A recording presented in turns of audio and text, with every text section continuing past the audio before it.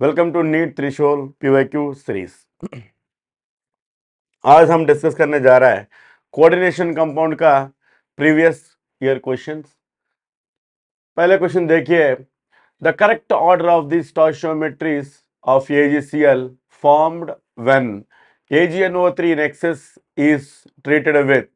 उन्होंने कुछ कॉम्प्लेक्स दिया, ये क्रूड फॉर्म में दिया, ये जनरल फॉर्म एम्पिरिकल फॉर्मूला में दे दिया, उसको हम कॉम्प्लेक्स फॉर्मूला में कन्वर्ट करना है।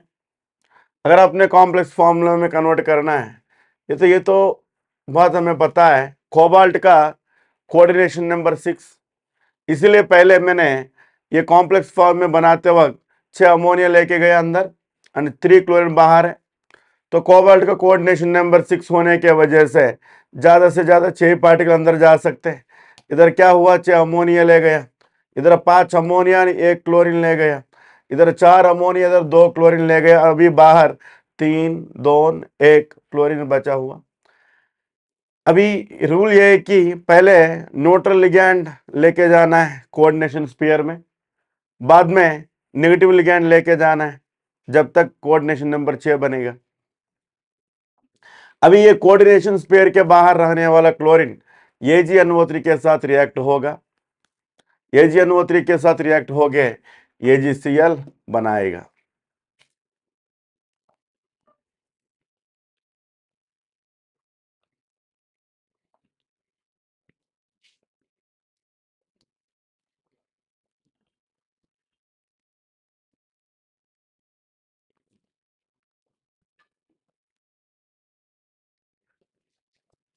देखिए, जो 3Cl है वो 3AgNO3 के साथ 3AgCl बनाएगा।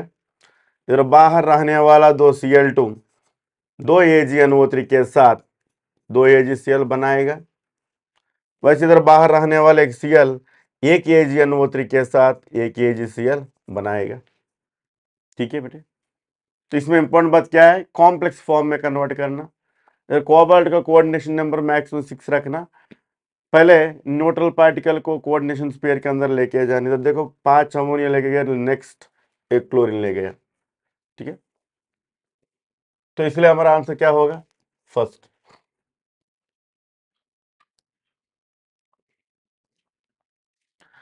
अब देखिए, इधर भी एक कॉम्प्लेक्स दिया। कौन सा complex, dichloro tetra aqua chromium 3 chloride. इसमें 3 क्लोरीन है, लेकिन 2 ही क्लोरीन लिगैंड के जैसे अंदर है, 1 क्लोरीन बाहर है। अब ये AgNO3 के साथ रिएक्ट हो रहा है। तो अगर इसके हिसाब से देखा, कोऑर्डिनेशन स्फीयर के बाहर 1 ही क्लोरीन है, वो 1 ही क्लोरीन Ag के साथ AgCl बनाते हैं। मतलब अगर मैंने ये 1 मोल लिया तो आने वाला भी AgCl 1 मोल रहेगा। इधर देखिए, कॉम्प्लेक्स दिया 100 ml ऑफ 0.01 मोलार, इसको मोलारिटी 0.01 दिया एंड वॉल्यूम 100 ml दिया। इसको मोल्स फाइंड किया तो molarity volume in litre, volume litre में लिया तो 0.1 आएगा। अभी टोटल मोल्स कितना आ रहा है, 10⁻³ ये जितना मोल रहेगा उससे आने वाला AgCl भी उतना ही मोल रहेगा। इसी की वजह से हमारा आंसर क्या होगा, सी होगा।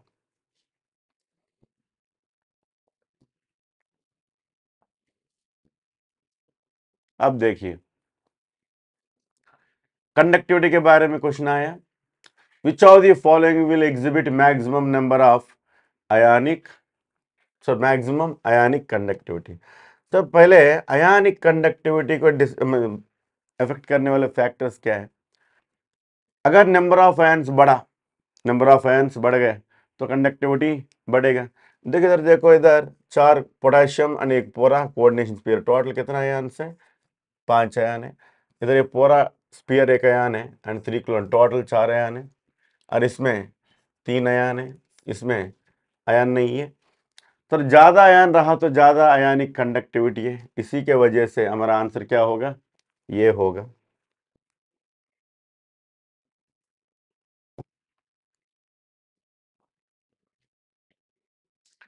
अब देखिए, which complex compound is most stable. Complex का स्टेबिलिटी एक्सप्लेन करने के लिए फर्स्ट तो सीरीज देखना पड़ेगा। सीरीज मतलब कौन सा सीरीज का एलिमेंट है, for example 3D 4D 5D दिया, so higher the series higher the stability. अगर सीरीज सेम रहा मतलब सेंट्रल एटम का सीरीज सेम रहा तब स्ट्रेंथ ऑफ लिगैंड देखना पड़ेगा। Generally chelating ligand EN is a bidentate ligand है, बाइडेंटेट लिगैंड है, एक कीलेटिंग लिगैंड है, एक रिंग फॉर्मिंग लिगैंड है।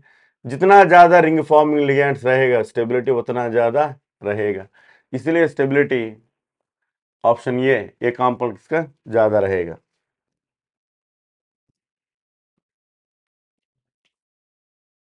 अब देखिए EDTA ethylene diamine tetra acetate, so ये जो लिगैंड है हेक्साडेंटेट लिगैंड है, क्योंकि इसमें दो नाइट्रोजन इलेक्ट्रॉन देने के तैयार रहता है एंड 4 ऑक्सीजन भी इलेक्ट्रॉन देने के लिए तैयार रहते हैं। इधर हेक्साडेंटेट है, इसमें डोनर एटम्स आर 6, इधर 2 नाइट्रोजन एंड 4 ऑक्सीजन।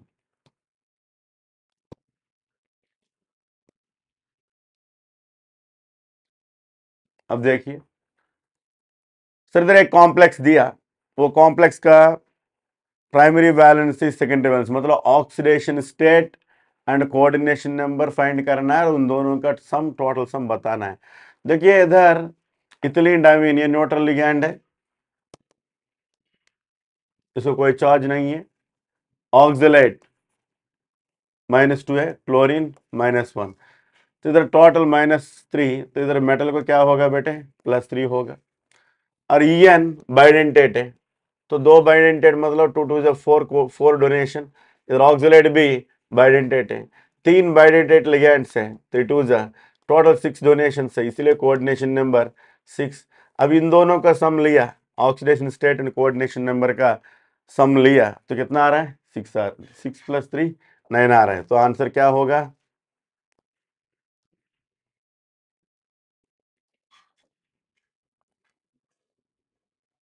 अब देखिए coordination number of nickel in this complex, simply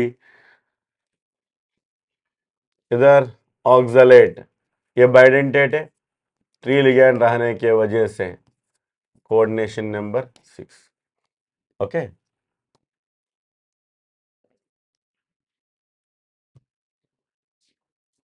अब देखिए homoleptic complex हेटेरोलिप्टिक complex, actually homoleptic complex मतलब उसके अंदर रहने वाला सारे लिगैंड सेम रहता है, अगर अलग अलग लिगैंड्स रहा उसको हेटेरोलिप्टिक बोलते हैं।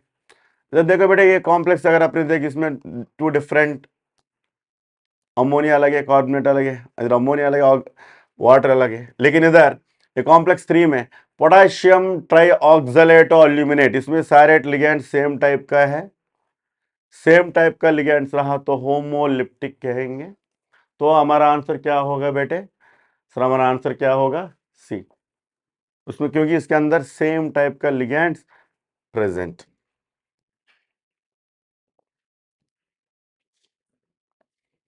अच्छा अब देखिए सो ये कॉम्प्लेक्स दिया, किसका कैटआयन भी कोऑर्डिनेशन स्फीयर है और एनियन भी कोऑर्डिनेशन स्फीयर है। जब नाम देते वक्त कैटआयन स्फीयर के ही पहले नाम देना, बाद में एनियनिक स्फीयर को नाम देना पड़ता। अब ये कैटआयन स्फीयर में silver generally +1 oxygen state hold करता है और न्यूट्रल लिगैंड के रहने के वजह से ये पूरा पॉजिटिव कोऑर्डिनेशन स्फीयर होगा, ये नेगेटिव कोऑर्डिनेशन स्फीयर होगा। अभी इसका नाम देते वक्त पहले लिगैंड का डाई एक्वो, पहले कैटआयनिक स्फीयर में नंबर ऑफ लिगैंड मेंशन करने के बाद में central atom di aquo silver, silver का ऑक्सीजन स्टेट 1 है।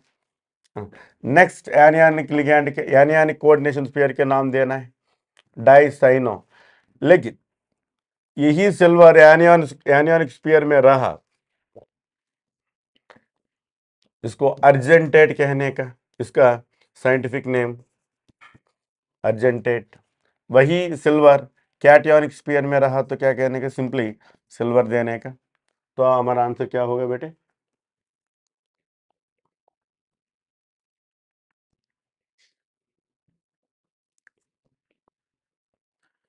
अच्छा, फिर वापस दैट है 6 साइनाइड लिगेंड्स हैं, तो इसीलिए हेक्सासाइनो फेरेट, जनरली ये एनियोनिक स्पीयर में रहने के वजह से आयरन के लिए हम फेरेट बोल के नाम देंगे। सर इधर आयन होने के वजह से एट द एंड आयन लिखना पड़ेगा, हेक्सासाइनाइडो फेरेट। देखिए अभी कॉम्प्लेक्स दिया COCl2En ट्वाइस, ये कंपाउंड कौन सा आइसोमेरिज्म दे सकते, क्वेश्चन पूछा। एक्चुअली अगर इसको हमें ये मोनोडेंटेट लिगैंड को ये मान लिया और बाइडेंटेट लिगैंड को ये मान लिया, तो अभी Ma2 ट्वाइस, मतलब एक्चुअली ये फॉर्मेट में ये ज्योमेट्रिकल आइसोमेरिज्म देगा।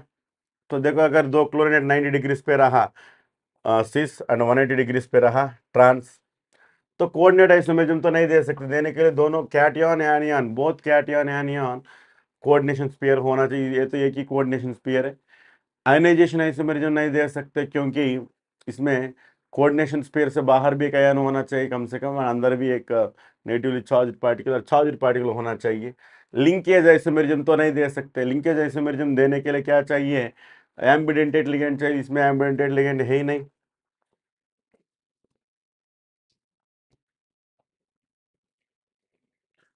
अब देखिए the number of possible isomer, ये जैसे प्रीवियस स्लाइड में डिस्कस किया, ये दो ज्योमेट्रिकल आइसोमर देगा, एक सिस एक ट्रांस, ये सिस ट्रांस, लेकिन ये सिस ट्रांस में ये सिस ऑप्टिकली एक्टिव है, ऑप्टिकली एक्टिव है ना, trans optically inactive, generally trans are in optically inactive. तो ये ऑप्टिकल एक्टिव होने की वजह से इसका मिरर इमेज भी और एक आइसोमर बनेगा, तो इसलिए सिस ट्रांस एंड सिस का मिरर इमेज टोटल कितना होगा, 3।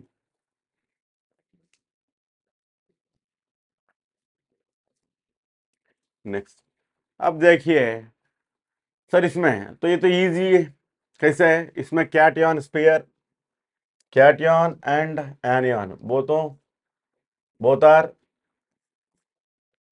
कोऑर्डिनेशन स्पेयर से,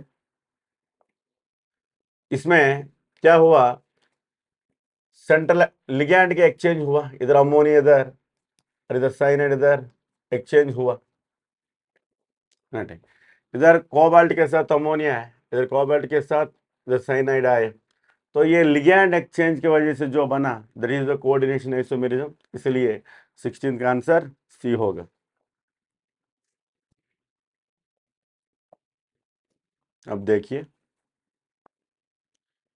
कॉम्प्लेक्स पीटी प्लैटिनम, ये पिरिडिन अमोनिया ब्रोमीन क्लोरीन, इसको हम एम ये BCD ये फॉर्मेट में हम जनरल फॉर्मूला इमेजिन कर सकते हैं एक metal and 4 different ligand, so इसके साथ हमको 3 पॉसिबल ज्योमेट्रिकल आइसोमर जाएगा, तो we can compare them but considering opposite ligand AB AC AD, तो टोटल कितना ज्योमेट्रिकल आइसोमर आएगा, 3 आएगा ज्योमेट्रिकल आइसोमर।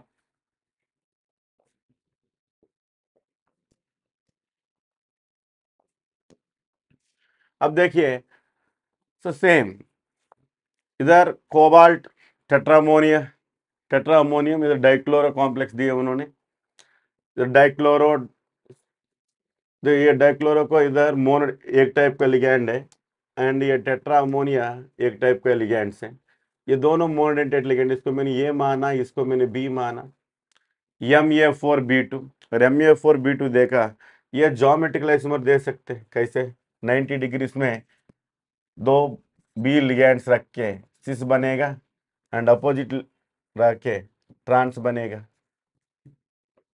तो ज्योमेट्रिकल दे सकते हैं। ये तो लिंकेज देने के चांस ही नहीं है क्योंकि इसमें एम्बिडेंटेड लिगैंड नहीं है, जैसे प्रीवियसली डिस्कस किया, कोऑर्डिनेशन आइसोमेरिज्म भी देने के चांस नहीं है क्योंकि इसके अंदर कोऑर्डिनेशन स्फीयर दोनों होना चाहिए, both cation and anion. Ionization isomerism भी नहीं दे सकते क्योंकि इसके बाहर कोई आयन नहीं है, ठीक है।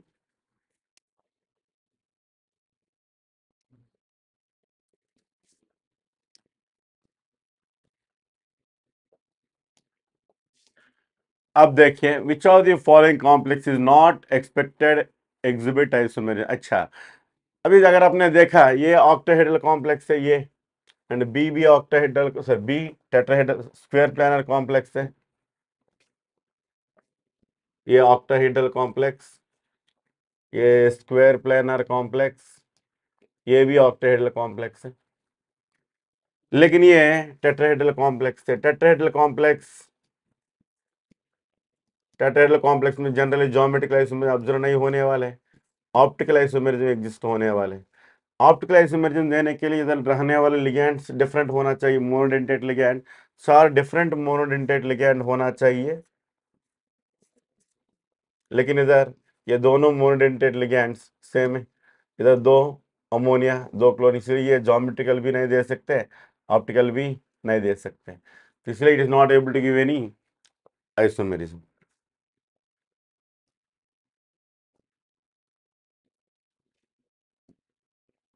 अब देखिए, There which of the following does not show optical isomerism? Optical isomerism कौन शो नहीं कर सकते? देखिए इधर इसको हमने देखा, ये कौन सा फॉर्मेट में रहता है जनरल फॉर्मूला में, यम ए three B three.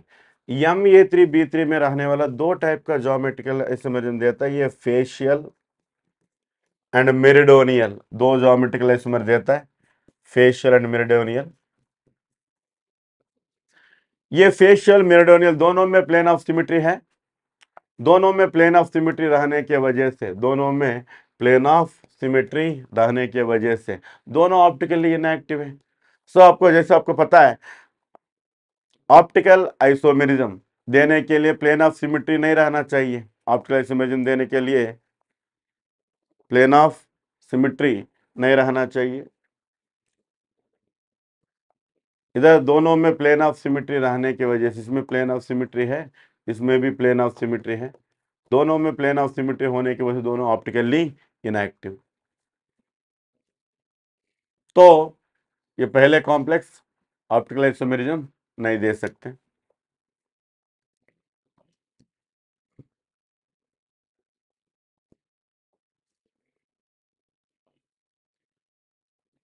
Which of the following will give pair of enantiomers? Simply enantiomers देने के लिए पहले वो ऑप्टिकल एक्टिव होना चाहिए, ऑप्टिकल एक्टिव होने के, अभी जैसे पहले प्रीवियस स्लाइड्स में डिस्कस किया, ये यम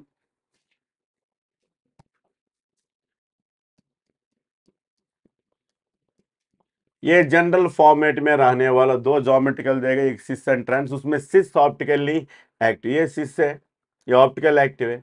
सो ये ऑप्टिकल एक्टिव मतलब इसका मिरर इमेज भी ऑप्टिकली एक्टिव है। अभी इन दोनों एनेंटियोमर पेयर बनाता है। सिंपली एनेंटियोमर्स बनने के लिए पहले वो ऑप्टिकली एक्टिव होना चाहिए, वो कंपाउंड और उसका मिरर इमेज दोनों एनेंटियोमर बन सकते हैं।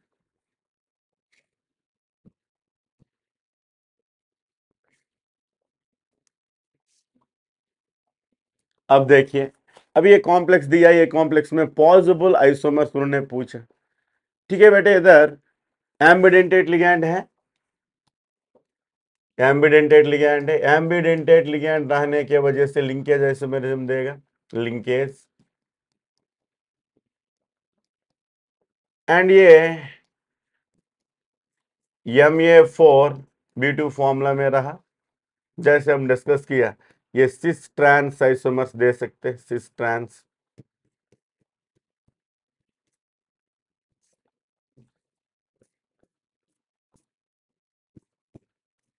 ये सिस ट्रांस आइसोमर्स दे सकते हैं, तो इसका मतलब ये ज्योमेट्रिकल आइसोमेरिज्म भी दे सकते हैं, एंड तो ये लिंकेज भी देगा, ज्योमेट्रिकल भी देगा, and ionization isomerism, ionization isomerism के लिए कैसा है, बाहर रहने वाला चार्ज्ड पार्टिकल अंदर रहने वाला चार्ज्ड पार्टिकल के साथ एक्सचेंज होना चाहिए, तो एक्सचेंज हुआ, इसलिए आपको आयनाइजेशन आइसोमेरिज्म भी बन सकते हैं। तो इसमें एम्बिडेंटेड लिगैंड की वजह से linkage, and MA4B2 general formula की वजह से ज्योमेट्रिकल, एंड अंदर एंड बाहर रहने वाला आयन के एक्सचेंज की वजह से आपको आयनाइजेशन आइसोमर्स बनता है, इसलिए हमारा आंसर क्या होगा बेटे, ऑप्शन सी। ओके, तो ये तो ऑप्टिकल आइसोमेरिज्म नहीं देगा।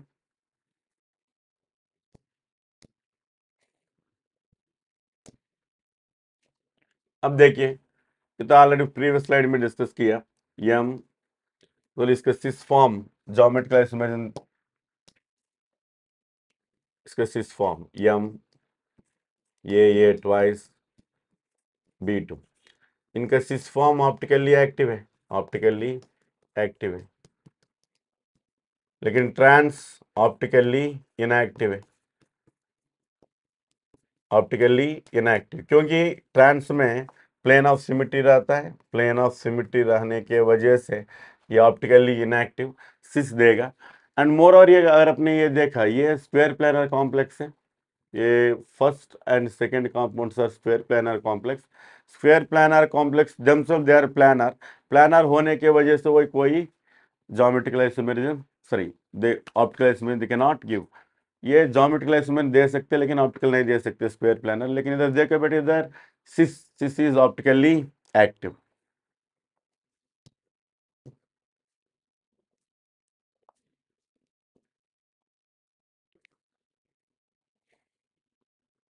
दैट इधर the order of energy absorbed, so energy absorb किसके ऊपर डिपेंड करेगा? इजी कॉम्प्लेक्स में इजी T2G एनर्जी डिफरेंस पे डिपेंड करेगा, स्प्लिटिंग एनर्जी। अगर ये स्प्लिटिंग एनर्जी ज्यादा, एनर्जी अब्जॉर्प्शन भी ज्यादा। स्प्लिटिंग एनर्जी कब ज्यादा रहेगा? जब लिगैंड का स्ट्रेंथ ज्यादा रहेगा, तो इधर स्प्लिटिंग एनर्जी ज्यादा रहेगा। इधर देखो, इधर कीलेटिंग लिगैंड के वजह से ज्यादा स्प्लिटिंग होने का चांस है। इधर एक दो बाइडेंटेट है, इधर एक, इधर तीन।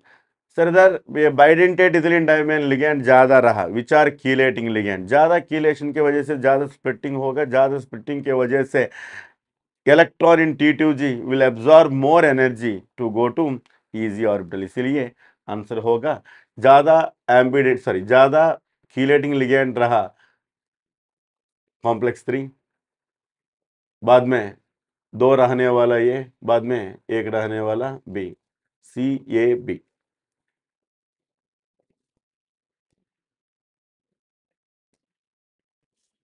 अब देखिए, so it is based on CFT। Generally आपको मैग्नेटिक बिहेवियर एक्सप्लेन करने के लिए हम CFT theory, generally crystal field theory इस्तेमाल करेंगे। अगर इसमें देखा, इधर आयरन हेक्सासाइनाइड दिया, लेकिन इसमें आयरन का ऑक्सीडेशन स्टेट कितना? +3। आयरन +3 ऑक्सीडेशन स्टेट में, आयरन +3 ऑक्सीडेशन स्टेट में कौन सा कॉन्फ़िगरेशन रखता है? 3D5 रखता है। लेकिन लिगैंड स्ट्रांग होने के वजह से, लिगैंड स्ट्रांग होने के वजह से अगर 3D5 अगर आपने T2G इजी भरा 1 2 3 4 5, तो स्ट्रांग फील्ड होने की वजह से T2G5 आया। अनपेड इलेक्ट्रॉन कितना आया? 1 आया। 1 अनपेड इलेक्ट्रॉन आया तो आने वाला मैग्नेटिक मोमेंट कितना रहेगा? ये। वैसे अगर आपने ये कॉम्प्लेक्स लिया, इसमें आयरन का ऑक्सीडेशन स्टेट +2 है, आयरन का ऑक्सीडेशन स्टेट +2। अभी इसका कॉन्फ़िगरेशन 3D6, लेकिन इधर स्ट्रॉन्ग फील्ड लिगैंड होने की वजह से इधर क्या होगा? इधर 3D6 से D6 नीचे आया, अनपेड इलेक्ट्रॉन 0, अनपेड इलेक्ट्रॉन 0 रहा तो मैग्नेटिक मोमेंट कितना रहेगा? 0 रहेगा। वैसे इधर D, इधर water is a weak ligand, तो इसी की वजह से इधर D6 रहा, D6 रहा तो कैसे? वीक फील्ड कॉम्प्लेक्स में 1 2 3 4 5 6, इधर 4 अनपेड इलेक्ट्रॉन मिल रहा है। जब 4 अनपेड इलेक्ट्रॉन मिला तो मैग्नेटिक मोमेंट ऑब्वियसली आपको 4.99 से मिल जाएगा। ठीक है, सो इधर अनपेड इलेक्ट्रॉन कैसे फाइंड करेंगे हम? ये splitted T2G easy splitting CFT के हिसाब से हम फाइंड करेंगे।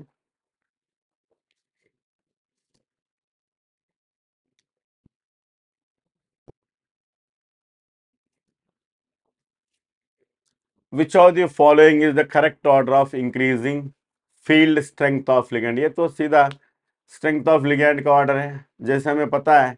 इधर carbon donors are strong donors, इधर carbon is the good ligand, carbon CN-, इसमें कार्बन इज द डोनर है, carbon is the strongest ligand है। ये दिया वाला ऑर्डर के हिसाब से अगर आपने चेक किया, तो ये ऑर्डर मिलेगा आपको।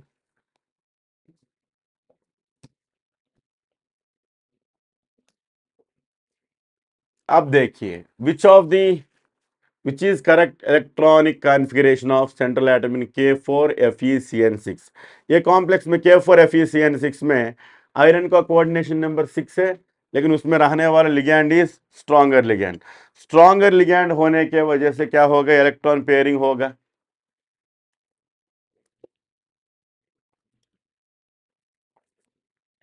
और इसका T2G इजी कॉन्फ़िगरेशन अगर आपने लिया, इसमें T2G इजी कॉन्फ़िगरेशन अगर आपने लिया, देखिए सर आयरन का ऑक्सीजन स्टेट +2 है, +2 ऑक्सीडेशन स्टेट होने के बाद उसके पास 3D6 कॉन्फ़िगरेशन आएगा। वो 6 इलेक्ट्रॉन इधर पेयरिंग के साथ भरा, क्योंकि स्ट्रॉन्ग लिगैंड है, तो T2G6 आएगा। तो answer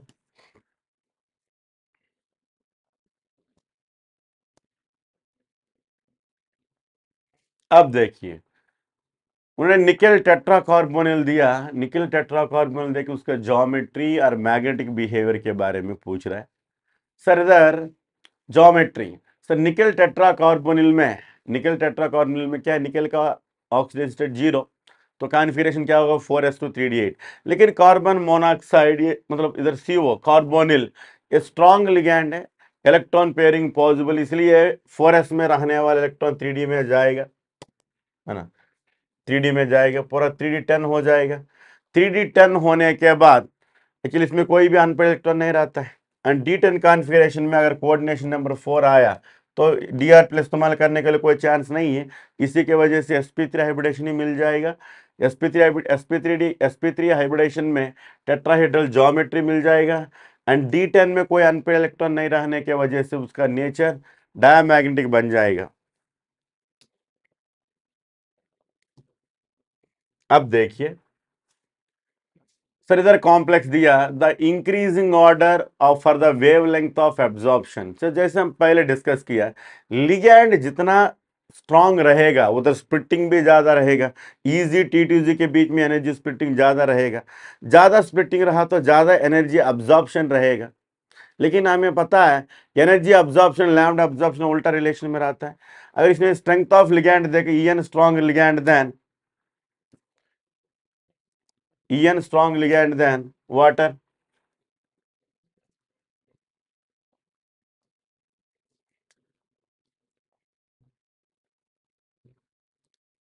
EN strong ligand than water and ammonia.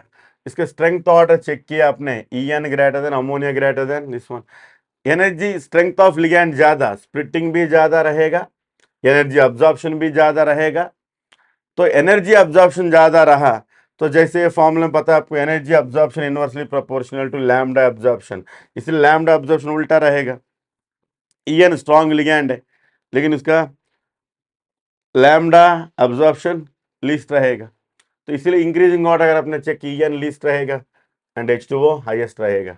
मतलब weaker the ligand, lesser the energy of absorption, then automatically inversely higher the lambda absorption।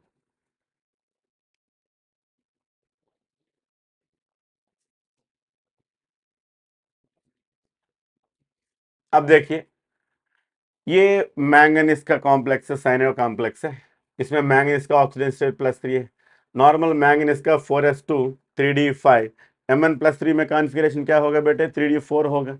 लेकिन D4 कॉन्फ़िगरेशन रहते हो तो अगर लिगैंड स्ट्रॉन्ग लिगैंड रहा तो हाइब्रिडेशन ऑटोमेटिकली क्या बनेगा, D2sp3 आएगा, D2sp3 आएगा।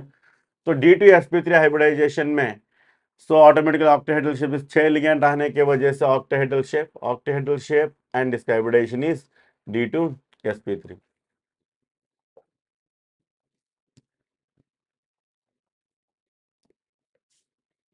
अब देखिए निकल टेट्रासाइनाइड। सो निकल टेट्रासाइनाइड में इसमें ये निकल का +2 ऑक्सीडेशन स्टेट है, D8 कॉन्फ़िगरेशन है, कोऑर्डिनेशन नंबर 4 रहा तो जनरली 2 चांस है, DsP2 भी हो सकता है, sp3 भी हो सकता है। लेकिन D8 कॉन्फ़िगरेशन में स्ट्रॉन्ग लिगैंड रहा, D8 कॉन्फ़िगरेशन में स्ट्रॉन्ग लिगैंड आया तो DsP2, एंड D8 कॉन्फ़िगरेशन में वीक लिगैंड रहा तो sp3 आता है।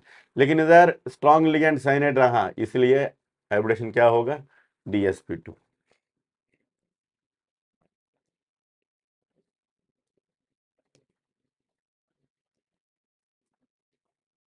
अब देखिए, among the following complex which shows zero crystal field stabilization energy, इधर सारे कॉम्प्लेक्सेस में वाटर इज द लिगैंड, वो लेकिन water is a weak ligand है।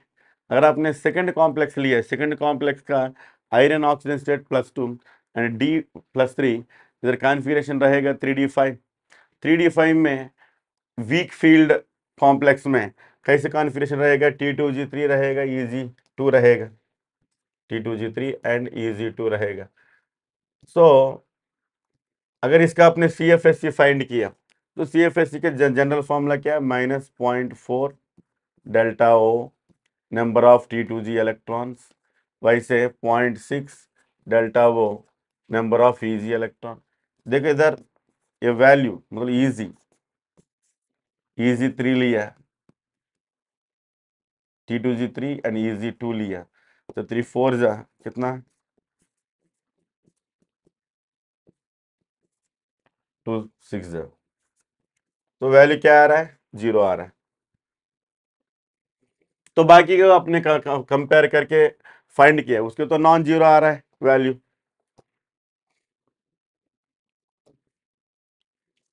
अब देखिए मैग्नेटिक मोमेंट 1.73, मैग्नेटिक मोमेंट 1.73 मतलब उसके पास अनपेयर्ड इलेक्ट्रॉन एक होना चाहिए। मैग्नेटिक मोमेंट 1.73 के लिए अनपेयर्ड इलेक्ट्रॉन एक चाहिए। अगर आपने कॉपर टेट्रामोनियम लिया, कॉपर टेट्रामोनियम में कॉपर का ऑक्सीडेशन स्टेट 3D9 है, इसमें 4 पेयर हुआ तो भी एक सिंगल इलेक्ट्रॉन आपको मिलेगा।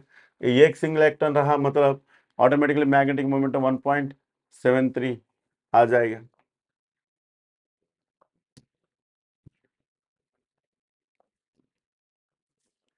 अब देखिए, which of the following is an outer orbital complex and exhibit paramagnetic behaviour.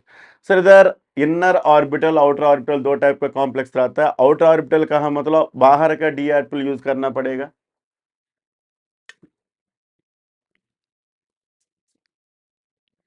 इधर ये कॉम्प्लेक्स अगर आपने देखा,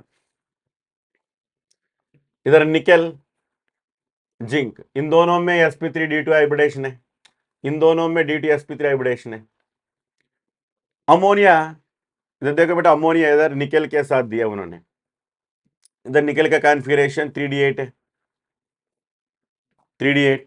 3D8 अगर आपने CFT के हिसाब से अपने भरा तो क्या होगा, T2G में 6 आएगा, EG में 2 आएगा, इधर 2 अनपेयर्ड इलेक्ट्रॉन आ रहा है।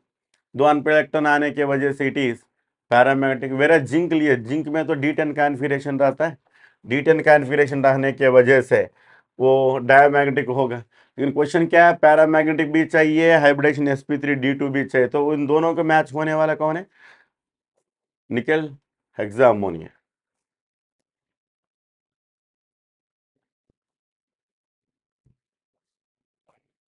अब देखिए, लो स्पिन कॉम्प्लेक्स बोला, लो स्पिन कॉम्प्लेक्स मतलब ऑटोमेटिकली स्ट्रॉन्ग फील्ड है, स्ट्रॉन्ग फील्ड कॉम्प्लेक्स है। इधर D6 को मैंने स्ट्रॉन्ग फील्ड कॉम्प्लेक्स में CFT कॉन्फ़िगरेशन लिखा, तो क्या आएगा बेटे, T2G 6 आएगा, EG 0 आएगा। तभी 6 लिगैंड, उसका CFSC फाइंड करने का फॉर्मूला क्या है, इधर नंबर ऑफ मतलब T2G electron into this value, EG electron into 3/5 delta वो, एंड इधर नंबर ऑफ पेयर्स, तो यानी मतलब नंबर ऑफ पेयर्स पी पर पेयरिंग एनर्जी। इधर इसमें कितने पेयर्स बन रहे हैं, 3 पेयर बन रहा है, तो ऑटोमेटिकली पेयरिंग एनर्जी कितना होगा, 3 × P। तो उसके हिसाब से देगा तो आंसर हम सीधा ये बता सकते हैं।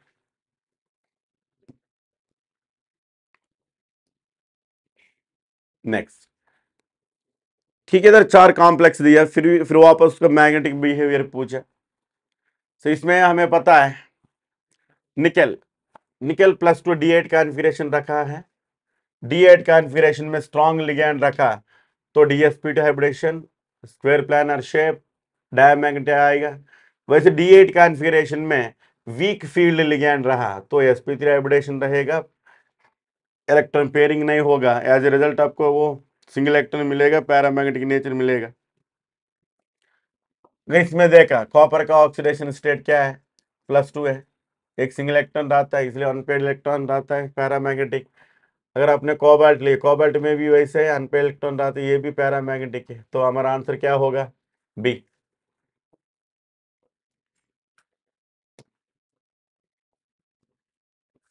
अब देखिए मिनिमम पैरामैग्नेटिक नेचर सिंपली कैसा है, मैग्नेटिक बिहेवियर बताने के लिए नंबर ऑफ अनपेड इलेक्ट्रॉन बताना पड़ेगा। इधर manganese, iron, cobalt and chromium का कॉम्प्लेक्स दिया और उसमें रहने वाला वाटर तो वीक लिगैंड, इसलिए इलेक्ट्रॉन पेयरिंग वगैरह नहीं होगा। तो अभी उसका सेंट्रल एटम का ऑक्सीडेशन के स्टेट के हिसाब से अगर आपने अनपेड इलेक्ट्रॉन फाइंड किया, इधर कोबाल्ट में 3 अनपेड इलेक्ट्रॉन आया, मैंगनीज में 5 अनपेड इलेक्ट्रॉन, लेकिन आयरन एंड क्रोमियम में 4 अनपेड इलेक्ट्रॉन आया। जितना ज्यादा अनपेड इलेक्ट्रॉन उतना ज्यादा पैरामैग्नेटिक नेचर है। इधर लेस अनपेड इलेक्ट्रॉन आपको इधर कोबाल्ट का कॉम्प्लेक्स में मिल रहा है, इसी के वजह से ये मिनिमम पैरामैग्नेटिक बिहेवियर मेंटेन करेगी, इसलिए आंसर क्या होगा बेटे, ऑप्शन सी।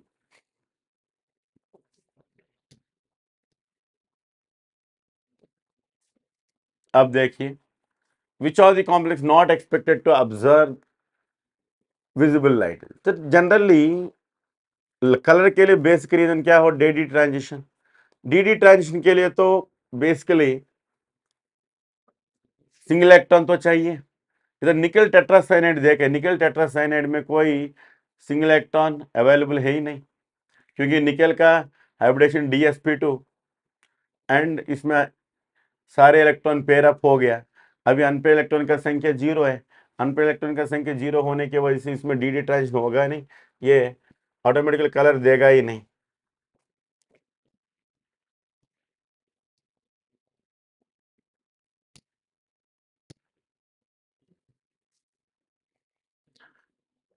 इधर D4 दिया लेकिन हाई स्पिन बोला, हाई स्पिन बोला मतलब हाई स्पिन मतलब जनरली पेयरिंग नहीं होगा तो आपको हाई स्पिन मिलता है। पेयरिंग कब नहीं होगा, वीक फील्ड कॉम्प्लेक्स रहा तो वीक फील्ड कॉम्प्लेक्स के हिसाब से CFT कॉन्फ़िगरेशन आपने बनाया, तो इधर क्या आएगा, T2G3 एंड EG1, तो उसके CFSC के फॉर्मूला से फाइंड किया तो कितना आएगा बेटे, 0.6 डेल्टा वो आएगा। ठीक है,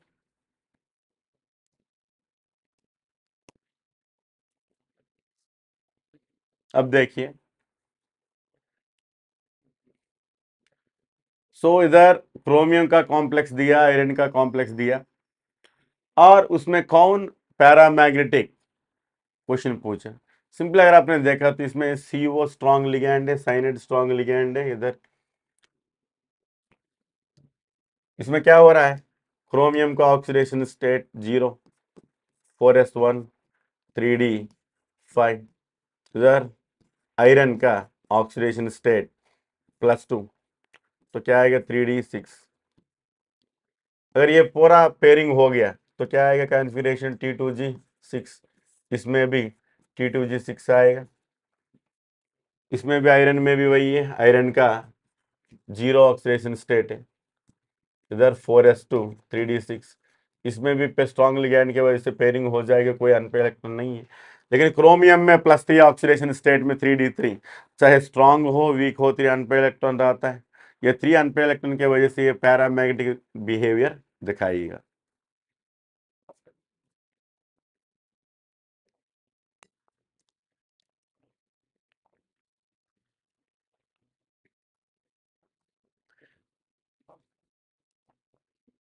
अच्छा, इधर 4 कॉम्प्लेक्सेस दिया, ये 4 कॉम्प्लेक्स का उनका शेप एंड मैग्नेटिक नेचर के साथ मैच करने के लिए क्वेश्चन आया। फॉर एग्जांपल अगर आपने निकल टेट्राकार्बोनिल लिया, निकल टेट्राकार्बोनिल लिया तो कैसे रहता बेटे, निकल टेट्राकार्बोनिल में निकल के configuration 4s2 3d8, CO strong ligand होने के वजह से, CO स्ट्रॉन्ग लिगैंड होने के वजह से इलेक्ट्रॉन इधर शिफ्ट होगा S में से D में, तो 3D10 आएगा, D10 कॉन्फ़िगरेशन आया तो ऑटोमेटिकली क्या होगा बेटे, तो कोऑर्डिनेशन नंबर 4 में sp3 हाइब्रिडेशन आएगा, टेट्राहेड्रल शेप आएगा। एंड D10 में 4 इलेक्ट्रॉन पेयर अप होने की वजह से इसमें ये डायमैग्नेटिक नेचर ऑब्जर्व होने वाले। तो निकल टेट्राकार्बोनिल के लिए क्या होना चाहिए, टेट्राहेड्रल एंड डायमैग्नेटिक होना चाहिए, लेकिन उन्होंने क्या दिया, टेट्राहेड्रल एंड पैरामैग्नेटिक दी, इसलिए हम सीधा बता सकते हैं ये इनकरेक्ट से बोल के बता सकते हैं। फॉर एग्जाम्पल निकल टेट्रासाइनाइड दिए, निकल टेट्रासाइनाइड क्या होगा उसमें, निकल +2 3D8 स्ट्रॉन्ग लिगैंड रहा तो क्या होगा, sp3 सॉरी dsp2 हाइब्रिडाइजेशन है एंड उसमें डायमैग्नेटिक नेचर रहेगा। वैसे निकल टेट्राक्लोराइड लिया तो निकल टेट्राक्लोराइड में क्या है, Na+2 3D8 कॉन्फ़िगरेशन, इसमें पेयरिंग नहीं होगा क्योंकि chlorine is the weak ligand, pairing नहीं होने के वजह से 2 अनपेयर्ड इलेक्ट्रॉन रहेगी, इसलिए पैरामैग्नेटिक, तो ये भी सही है। तो आंसर इनकरेक्ट क्या दिया उन्होंने, ये।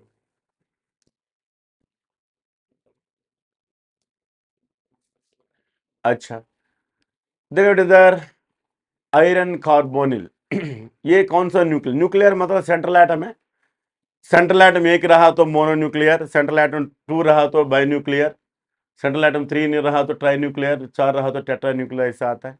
इसमें सेंट्रल एटम एक ही दिख रहा है आपको, आयरन पेंटाकार्बोनिल में सेंट्रल एटम एक ही दिख रहा है, इसलिए इट इज मोनोन्यूक्लियर।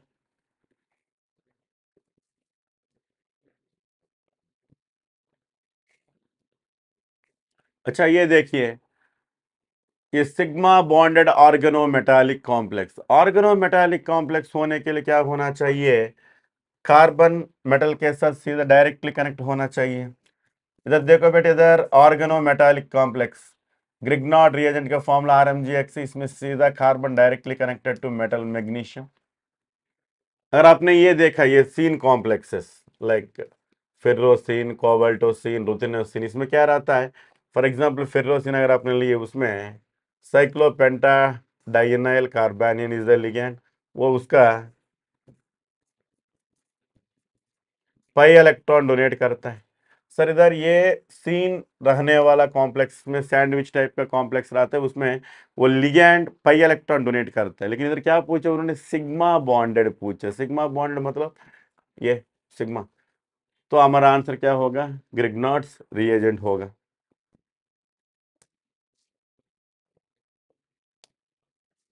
वैसे देखो which of the following and C, वो इसमें क्या है, ये बैक बॉन्डिंग कॉन्सेप्ट नहीं तो सिनर्जिटिक बॉन्ड के हिसाब से हम एक्सपेंड करने वाले, है ना।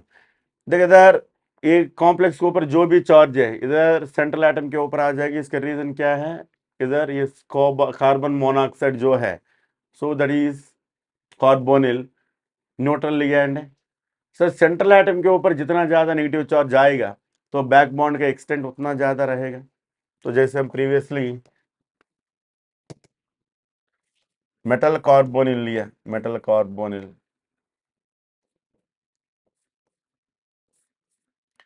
जैसे बैक बॉन्ड का एक्सटेंट बढ़ते जाएगा तो क्या होगा बेटे, मेटल एंड कार्बन के बीच में डबल बॉन्ड नेचर बढ़ते जाएगा एंड कार्बन ऑक्सीजन के बीच में ट्रिपल बॉन्ड से डबल बॉन्ड नेचर बढ़ते जाएगा। इधर क्या होगा, मेटल एंड कार्बन का बॉन्ड ऑर्डर बढ़ते जा रहा है, कार्बन का ऑक्सीजन का बॉन्ड ऑर्डर कम होते जा रहा है। इधर जितना ज़्यादा बैक बॉन्ड रहेगा कार्बन ऑक्सीजन के बीच में बॉन्ड ऑर्डर उतना कम हो जाएगा।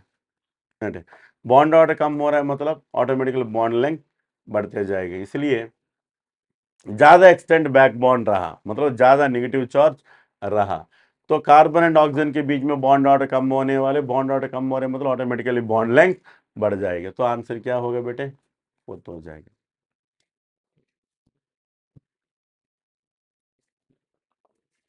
अच्छा इधर अभी, which of the following come will have the strongest C bond, वो चाहिए मतलब उसमें एक्सटेंट ऑफ बैक बॉन्डिंग कम होना चाहिए, क्योंकि एक्सटेंट ऑफ बैक बॉन्डिंग ज्यादा रहने से कार्बन ऑक्सीजन बॉन्ड ऑर्डर कम हो रहा है, तो लेस एक्सटेंट में बैक बॉन्डिंग रहा तो कार्बन ऑक्सीजन के बीच में बॉन्ड ऑर्डर ज्यादा रहता है, बॉन्ड लेंथ कम रहता है, बॉन्ड स्ट्रेंथ ज्यादा रहता है। स्ट्रॉन्गेस्ट सीओ बॉन्ड के लिए वीक बैक बॉन्ड चाहिए, वीक बॉन्ड बॉन्ड कब मिलेगा, जब पॉजिटिव चार्ज रहा तो हमारा आंसर क्या है, MnCO6+।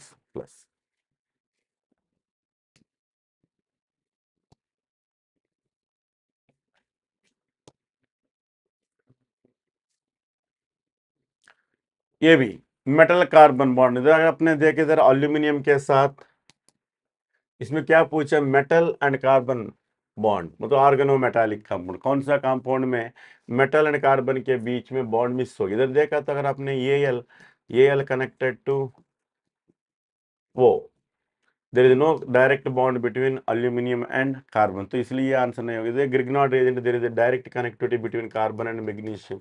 इधर निकल टेट्रा कार्बन, इसमें भी direct connectivity between nickel and carbon. इधर प्लैटिनम एंड इथिलीन के बीच में भी डायरेक्ट कांटेक्ट है, लेकिन इसमें फर्स्ट कॉम्प्लेक्स में नहीं है, इसी की वजह से हमारा आंसर क्या होगा, फर्स्ट होगा।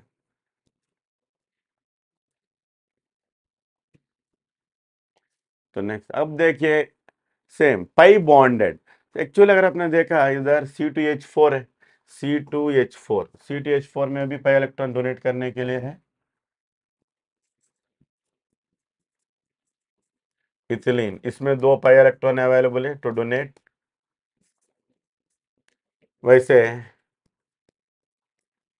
साइक्लोपेंटाडाइनाइल कार्बन, अगर आपने देख इसमें भी पाई इलेक्ट्रॉन डोनेट करने के लिए अवेलेबल है। अगर आपने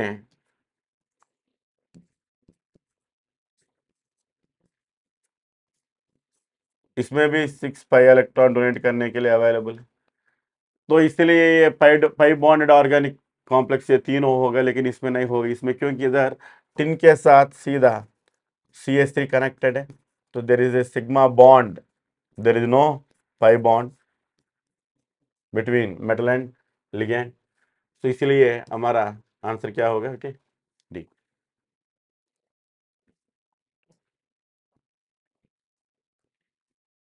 अब देखिए, ये तो कोऑर्डिनेशन नंबर 5 होने की वजह से,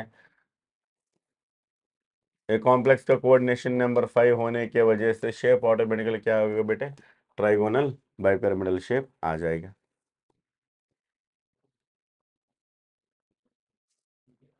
अब देखो बेटे, cisplatin is generally anti cancer agent है। सिस्प्लाटिन में क्लोरीन एंड अमोनिया लिगेंड्स आता है, तो cisplatin is the anti cancer agent. Same, and cisplatin anti cancer agent.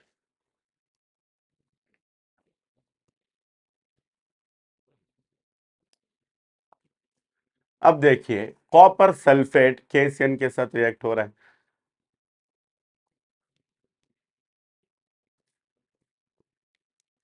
देख इसमें कॉपर +2 स्टेट में ऑक्सीडाइजिंग एजेंट के जैसे काम करेगा। जैसे आयोडाइड इलेक्ट्रॉन देता है, iodide same reaction with iodide भी ऑब्जर्व होने वाले आयोडोमेट्री में। इधर I- जैसे इलेक्ट्रॉन देता है, वैसे साइनाइड भी इलेक्ट्रॉन इसको देगा। देखिए इधर Cu+1 ऑक्सीडेशन स्टेट में रिड्यूस हो जाएगा, एंड साइनाइड साइनोजन के जैसा ऑक्सीडाइज होने वाले। तो इधर CuCN, मतलब +1 ऑक्सीडेशन स्टेट में CuCN बनेगा। लेकिन अगर आपने एक्सेस ऑफ KCN लिए, एक्स्ट्रा KCN ऐड किया, तो वही +1 ऑक्सीडेशन स्टेट में इधर टेट्रा साइनो कॉपर वाला कॉम्प्लेक्स बन जाएगा। लेकिन इधर कॉपर कॉपर का +1 ऑक्सीडेशन स्टेट एंड साइनाइड का -4, तो टोटल इधर बाहर -3 आ जाएगा, इधर +3 आएगा। तो K3CuCl4 इज द हमारा कॉम्प्लेक्स। Okay, thank you.